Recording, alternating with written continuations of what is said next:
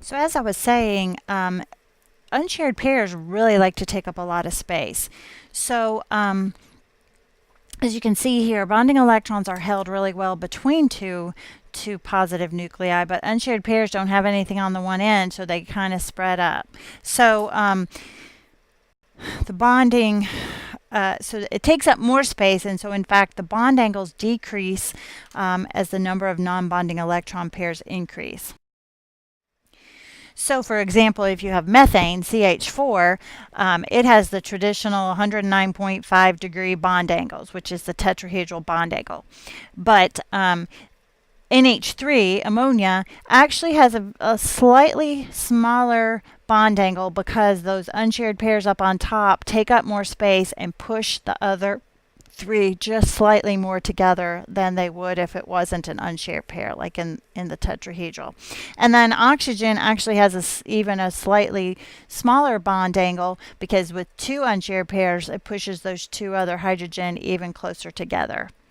So, I really want you, I don't want you to remember the 107, 104.5, but I do want you to remember the bond angles in general for all five geometries, for all five overall geometries. And then I also want you to remember that as you have more unshared pairs, the bond angles will get smaller. So you don't need to remember the actual number, but you should remember that the trigonal pyramid is a little bit smaller bond angle and the bent is even a little bit smaller.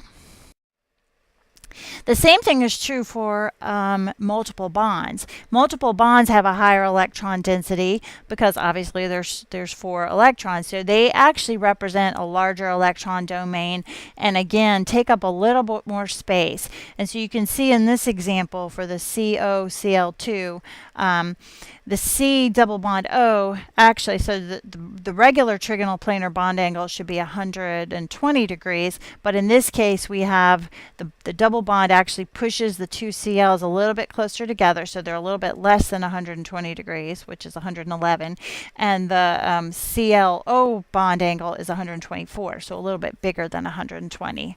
So again, you don't have to remember the exact numbers, but you should remember that a double bond takes up a little bit more space. Now, what happens if you have larger molecules? We can extend the VSEPR theory, but what the only thing is we can't really give a geometry to the overall structure when you have something like this. So you're going to have to predict the geometry of each center that we have in the and so anything that's got more than one bond would be considered a center. So this is acetic acid on the left, CH3, C double bond O, and then OH. So what we're going to do is focus just in on the C first. So the C, you can see, has 4 regions, and all 4 are bonded, so that's a tetrahedron, or 109.5 degrees.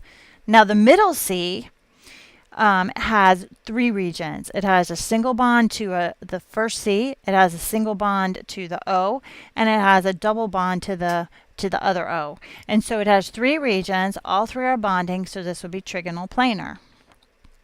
And then finally, the O is bonded to 2 things. It's bonded to the C and to the H. And then it has 2 unshared pairs. So it still has 4 regions, which overall is tetrahedron. But tetrahedral, or tetrahedron's the noun, tetrahedral is the adjective. Either one would be fine. But the 2 unshared pairs make it overall bent. Okay, so again, you can't give an overall geometry for a molecule, but you can look at each individual center and determine what its geometry is. And then if you look on the left-hand side in the green, I've actually tried to draw it in 3 dimensions. So I started, I think, with the center. The center is a trigonal planar, so I made that a triangle around the C. And then the carbon on the left is tetrahedral, so I took that first bond and then the CH bond, and then the 2 other bonds are sticking out at you with a wedge or going back as a dash. And then the oxygen, I'm showing that bent shape as well with the 2 unshared pairs. You don't always have to draw the unshared pairs, but a lot of times I think they're helpful to just remind you why the shape is the way it is. All right, so we talked about polar bonds. Now what we're going to do is apply that to a molecule.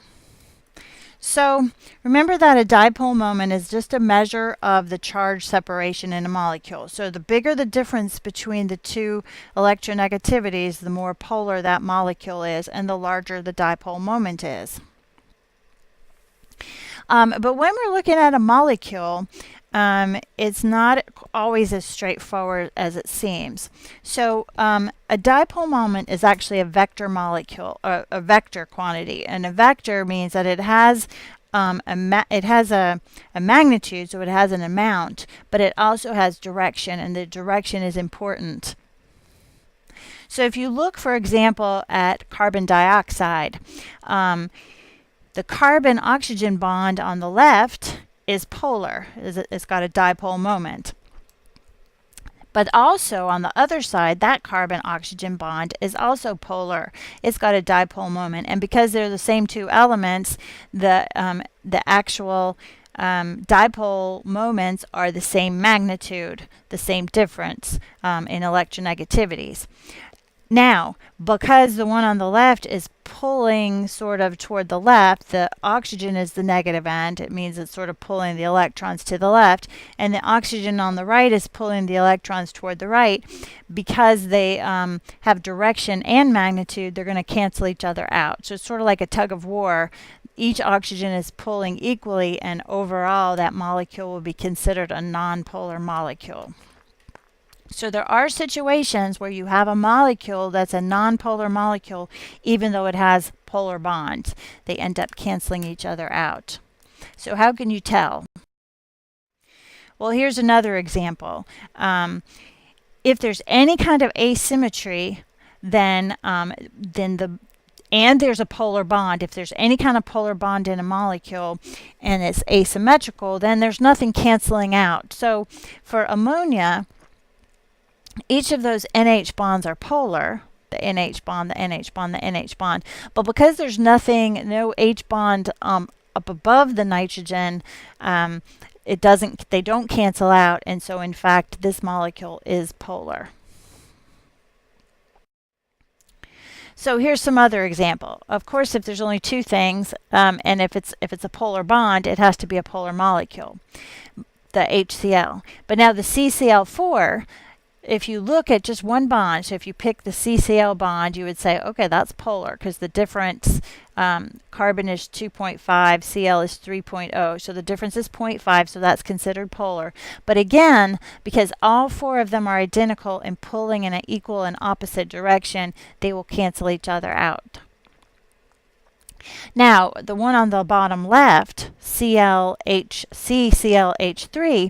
has some polar bonds and some nonpolar bonds, so that is not symmetrical. So the CCl bond is polar, but the CH bonds are not polar, and so they're not equal, and so they don't cancel each other out. So that molecule is polar.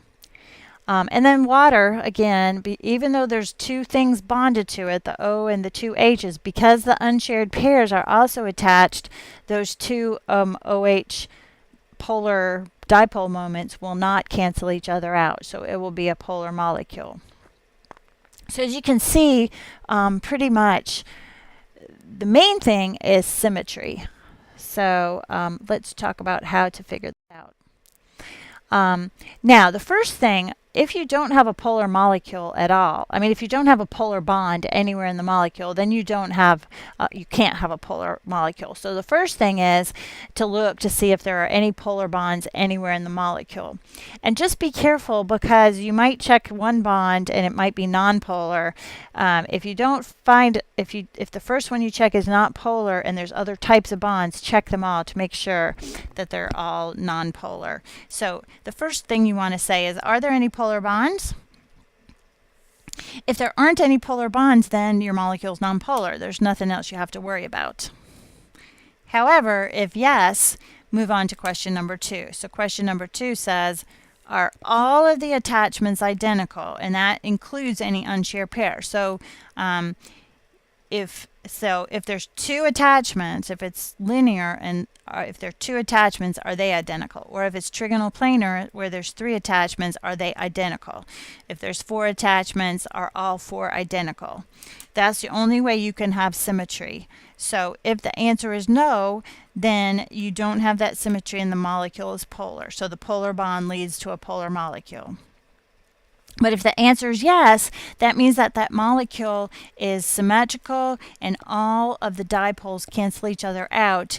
And so you do have a non-polar molecule even though you have polar bonds. So that's how you can tell. So, you know, if you have four things attached and they're not all the same, then the only thing you have to do is worry about, is there a polar bond? And if there is, then the molecule is polar. But just be careful for those few times when they all cancel each other out.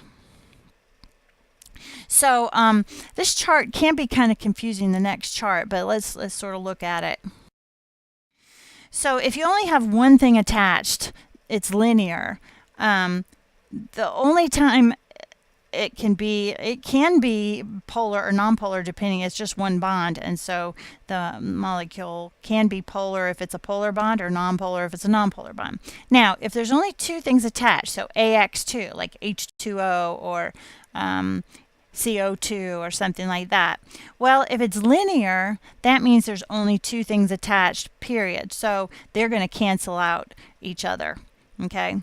And so that will be no dipole moment. In other words, the molecule will be nonpolar because the two things will cancel each other out. But what if it's something like H2O? So it's the bent structure.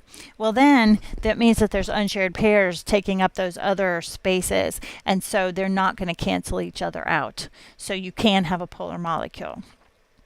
If there's three things attached, you have some possibilities. You have the trigonal planar, in which case they're all identical and they cancel each other out. You have the trigonal pyramidal, where remember that there's a fourth thing attached, which is an unshared pair, so it's not symmetrical. So it's going to be a polar molecule if there's any polar bonds. If it's T-shaped, the same thing happens. The three won't cancel because the other two are unshared pairs. And so if you have a polar bond, you will have a polar molecule.